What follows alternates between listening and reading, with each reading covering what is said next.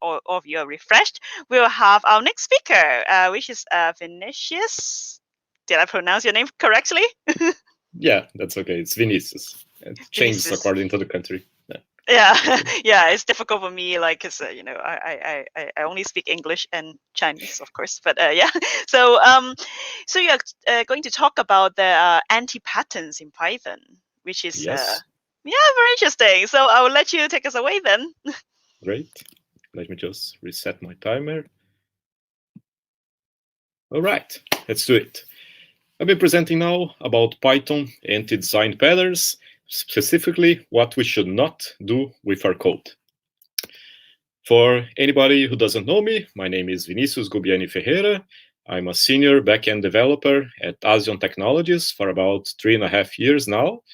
Asion is a serverless and edge computing company dedicated to making the web faster and safer. I recommend you guys check our website after this presentation. Recently, I started working with the quality assurance area for about 3 months now. I'm also an open source contributor. I work on a daily basis translating the Python documentation for Brazilian Portuguese. And I also love craft beer and riding a shared bike around the park. Both, I believe, are environmentally friendly. So our schedule for today, for this presentation, is pretty simple. It's mostly the motivation for this talk about generic anti-patterns, and then specific Python anti-patterns. So about the motivation, is mostly to help you guys reach the next level. For anybody who is starting with Python or consider themselves intermediate level Python programmers, to improve their code, to make it easier to maintain, to refactor, to read, and to speed up code reviews. We have several guidelines, such as PEP8, PEP20, PyLint, that for some time when we have, for example, an emergency situation, we have to bypass, to ignore, and they don't cover everything that is necessary to have good code. So this presentation is mostly trying to expand beyond just our basic guidelines. So speaking about generic anti-patterns that apply to any specific language, not just Python. So before anti-patterns, let's quickly recap into patterns themselves. So what exactly is a pattern anyway, or a design pattern? It's mostly a common solution to a recurring problem. It happens at least 3 times with different teams without any contact at all among them. Ends up being widely adopted. Can be considered as a convergence methodology, and is also very reliable and effective. The anti-pattern, on the other hand, looks great when we start, until it's not anymore. When you usually start with an anti-pattern, it all looks like an awesome field filled with beautiful trees and flowers, when things suddenly can go wrong very bad, very quickly, like if you're actually in a maze with monsters. And sometimes it often causes more damage than the original problem itself. We started to wonder, maybe we shouldn't have done that after all. They usually belong to one of 3 large categories that are proposed by this book, which surprisingly was one of the few books I could find regarding anti-patterns. I recommend you guys check it out. It's also on the references for the slides. The categories are development, architecture, and project management. Since we're not going to be able to cover all of the anti-patterns, the book have lots of them, I picked just a few of them over here for discussion. And let's start with bolt anchor. Bolt anchor, it's usually a piece of software that serves no purpose at all.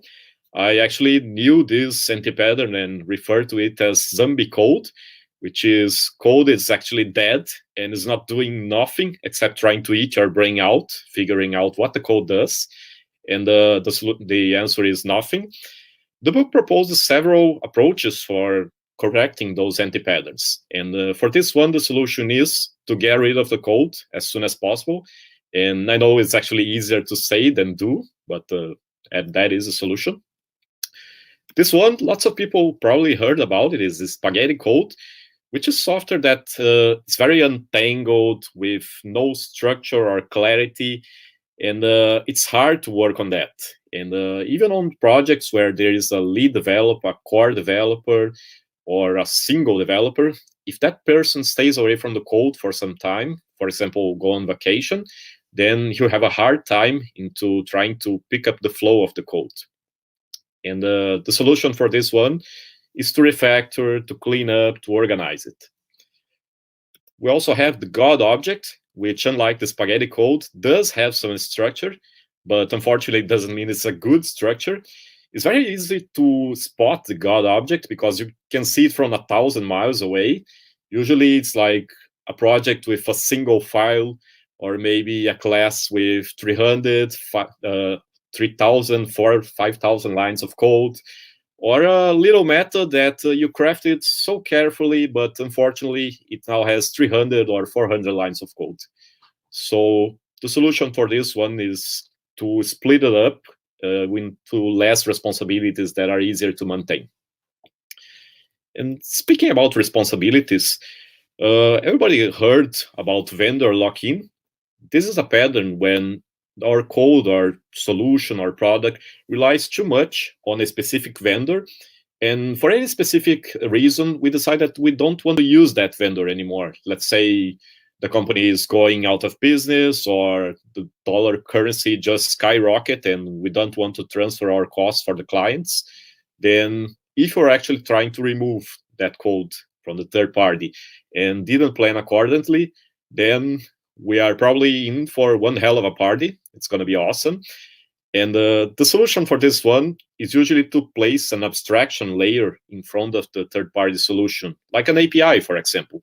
Then we only have to care about the interfaces themselves, and we can literally just change the engine under the hood, and that's it. We don't have to care about anything else.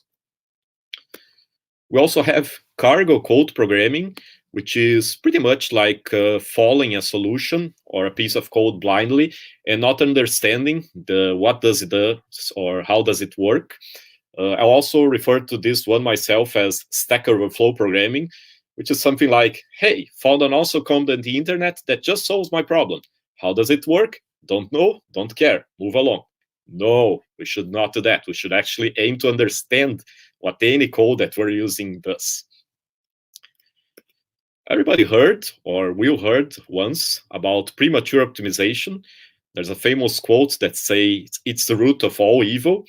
And in fact, 97% of the time we don't have to optimize our code, but we can't pass those 3% where we do have to optimize the code. And the solution for this one is to plan our code, to design, to implement, and after that, profile, benchmark, and load test it. Then the 3% that have to be optimized will show up. If we optimize prematurely, then we're going to make our codes unnecessarily complicated. We also have magic numbers, which why do we think they are magic? Because they seem totally random, and if we actually change them for any specific reason, since there are no explanation why we picked those numbers, then we're going to have too many weird errors and problems. So the solution for this one, there are two possible solutions. Either a comment explaining what that number does, or better yet, just define a constant in a constants.py file and use it where the constant was. And finally, we have gold plating, which is to continue to work on a task beyond the point that it doesn't deliver any visible value to the customer or to the company. And the solution for this one might be annoying for some, is meetings. Meetings with your boss, with the product owner, with the client, with your fellow peer developers. For some people might be annoying, but turns out during pandemic times, it's actually good to speak to other people every now and then. So we should try that. So moving on to Python specific anti-patterns. There's a book with a very good descriptive name. It's the Little Book of Python Anti-Patterns. It is an awesome work created and published under Creative Commons license by Quantified Code, a German-based startup.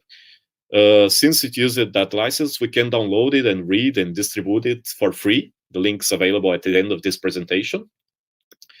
And just like the other book, it suggests 6 large categories, which are correctness, talk about all the things that are shouldn't break our code, maintainability, everything that will give us a hard time to change the code in the future. Readability is all about making the code easier to read and to understand. Performance is everything that will slow us down. Security is all about threats. And finally, migrations is all about upgrading our Python package versions. So again, there's not going to be enough time to discuss all the anti-patterns, so I picked the ones that I thought were most relevant. We were focusing mostly on correctness, maintainability, and readability. Let's start with this one, which is probably the worst anti-pattern I found. There's a specific link dedicated to just this anti-pattern at the end of this presentation, which is to not specify exception when we are using try except. I actually knew this one a long time ago as Pokemon catch exception, which is to catch them all. So let's assume it's okay, which is not to catch all the exceptions at once with a single except. And what we should definitely not do is just move along, like if nothing happened, everything is fine, I just recovered from an exception. No, we should definitely not do that. We should actually log what's going on to help other people understand what's going on. Otherwise, clients might be in trouble, and we're not aware about that. And preferably, we should try to catch specific exceptions instead of the generic ones. Ignoring context managers for handling files. When we're opening files for read and write, we can have any error with our Python code. For this example, I'm forcing a division by 0 on purpose, of course. And if we didn't write the data to the files, we might either lose data or, even worse, get the file corrupted, and we're going to lose all its data. So to solve that, we have context managers, which is the with instruction on the right. And what does it do? If we have any problem at all, like an error, then the context manager will still call the dunder exit method, which will be responsible for writing to the file, closing it, and free any resources, the memory itself. One bad anti-pattern is to return more than one variable type. In this example, we're returning none and a string in the same time on the left. This usually and sometimes give birth to code that is hard to maintain, to test. So a better idea is just to stick with a single variable type. And if we can't do that, maybe just raise an exception for the other cases. Accessing protected members from outside the class. Python's a very permissive language. It allows us to do many, many awesome things, but sometimes a good thumbs up rule is just because we can doesn't mean we should. And in this particular case, we are accessing protected members from outside the class. The correct way, since they are supposed to be protected, is to implement public interfaces like the getter and setter methods. Assigning to Python built-in functions. This is bad, really, really bad. Why so? First of all, because we're not going to be able to create new lists using the list built-in function from Python. And second, because it hurts our debugging capabilities. I myself use the Python debugger, the PDB. So I stumbled upon code very similar to this, which I couldn't get more lines on top and below the current line. So it was hard to debug. And what we should do in these cases is to give more meaningful names that describes our variables or methods. That is the correct approach.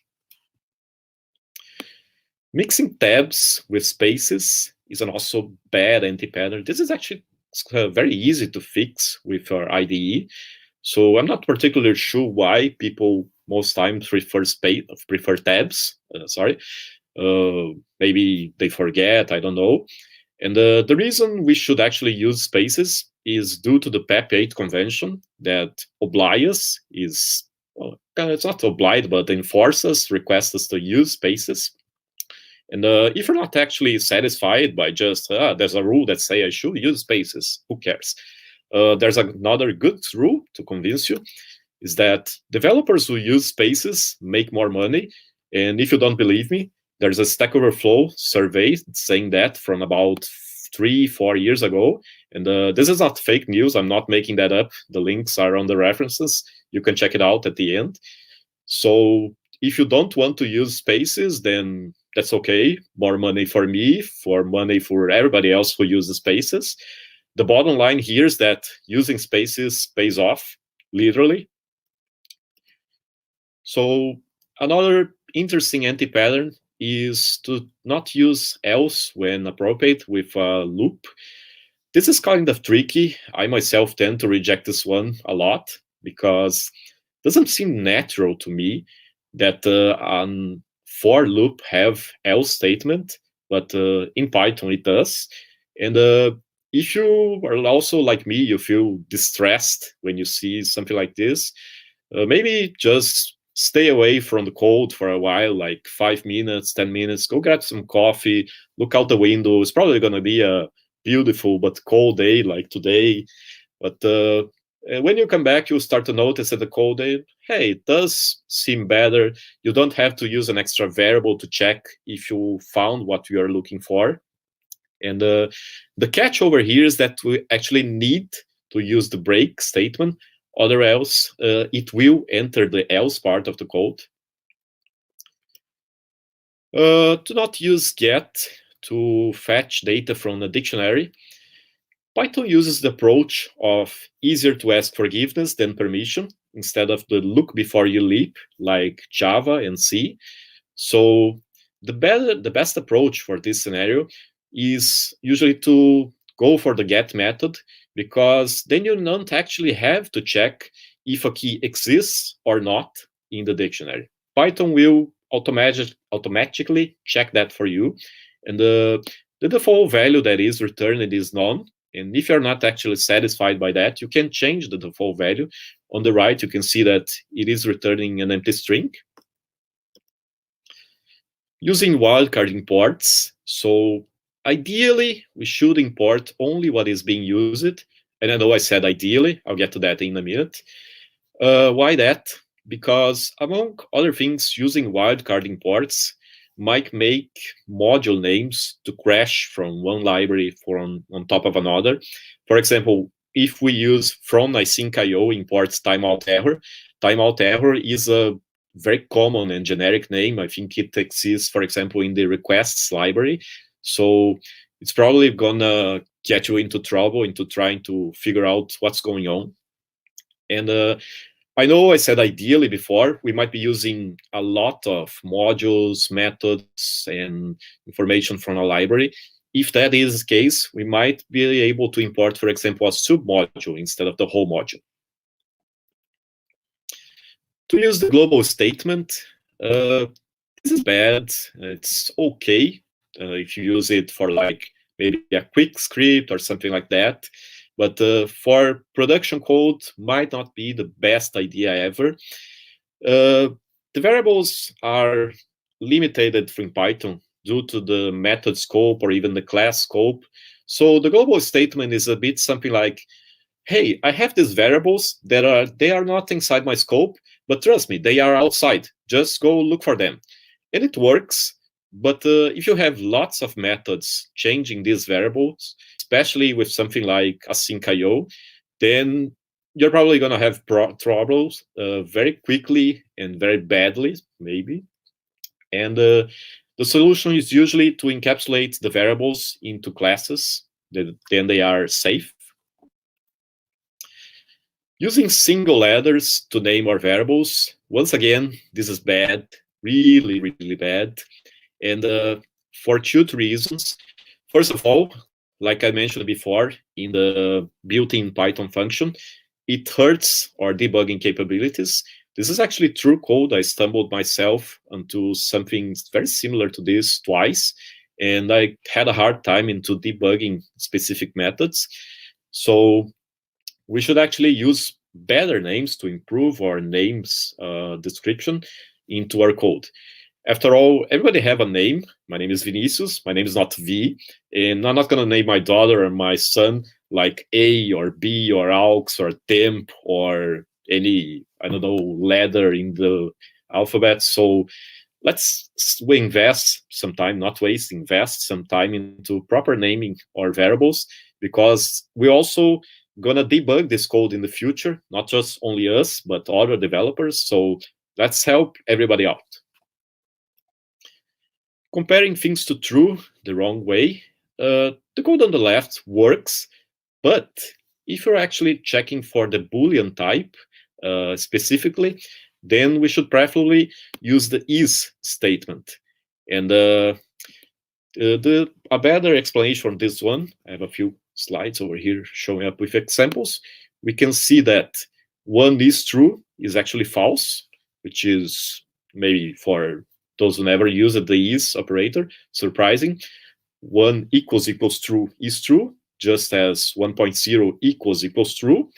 And on the right, I notice about the memory position for all these variables that were used. This is actually a good question for like interviewing processes, because in Python, we don't have to deal that much with memory management.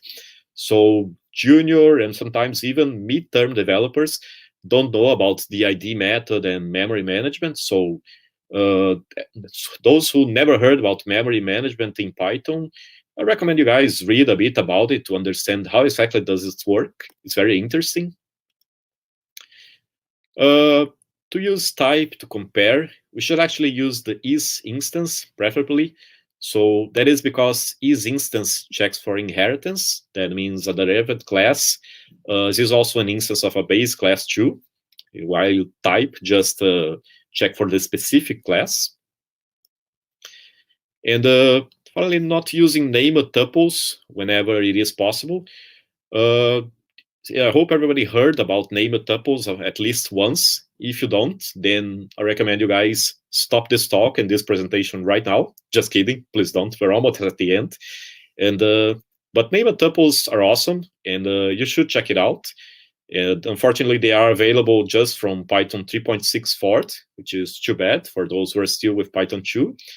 And the advantage for them is that when we use indexes such as 0 and 1, too much further in the code, we might have no idea exactly what that means. But when we use the dot operator like name.first and name.last, then it's very clear and easy to see and to read what exactly the code is doing. So that was about it I had prepared. Here are the references that I mentioned earlier during this presentation. And you don't have to notice them right now. They are available on the slides. They were already uploaded. And I hope you guys enjoyed a lot. Like we say back at ASIO, move to the edge. Obrigado, muchas gracias, vielen Dank, arigato. And I'm still working on the Chinese and Russian. I can't pronounce it yet. If you can, please do. If you have any questions at all, feel free to contact me into any of these means or on the platform for the convention. Thank you so much for the EuroPython Society for the opportunity to present again.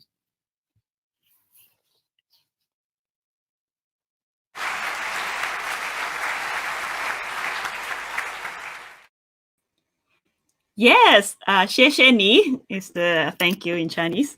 So yeah, there you go. 谢谢你. Yeah. That's in Mandarin. It's not my mother tongue, so it's take it with a grain of salt, people. But yeah, thank you so much. It's very impressive, and also it's fun to know that we have so much anti-patterns in Python that I've never heard about that named triple, to be honest. So I have to leave maybe. But yeah, that's very interesting. So let me see if there's any questions in the chat. Yes, there's one. So is there any linter that check for most or any of these by default? So I'll also put the question. Let's see. I believe PyLint will probably check for a few of them, like single variables or into single ladder variables. Let's see what else. Maybe going beyond the recommended method length or variable length. That's a bad thing, that linters, they cannot tell us all of these antipatterns. They might catch a few of them, but pretty much just a few of them, unfortunately. Yeah, I think in the worst case, you just have to sometimes, like I have a bad practice of like switching off the errors from the linter. So maybe if you really have to, you may have to do this. But yeah, so and then so among all these things that you introduced to us, so if you have to pick one that is most important and then we should really pay attention to, which one would you choose? You mean the antipatterns? I think. Yeah, the antipatterns. I'll probably stick with the variable naming, because that bugs me a lot. It makes me distressed, like making the code harder to read or to understand. It's very annoying, at least for me. But a few of them can also be easily avoided. But usually when you get practice, like the God object, it's very common for anybody who's starting to make large projects with so many lines of code. And like I mentioned, if you stays away from 2 months away from your code, you're going to look into that, or maybe look into that in the future, like 5 years from now, and you're going to think, oh God, this is not good. Who made that? Crap, it's me. Yeah. Sometimes I'll be like, who write this line? And git blame and see my name. I was like, oh God. Yeah, nothing good comes from using git blame. It's either going to be you or a person who already quit the company. Yeah, so it's just don't embarrass yourself. So yeah, that's very, very interesting talk. And then so if there's no more questions, I think yeah, I would just let you relax, and then maybe we can play some ads in between. But yeah, thank you so much. And then if people have questions maybe later, then of course people can find you in the chat, and then enjoy your Python. And I'll also pass it back to Nick to be the section chair as well. So thank you.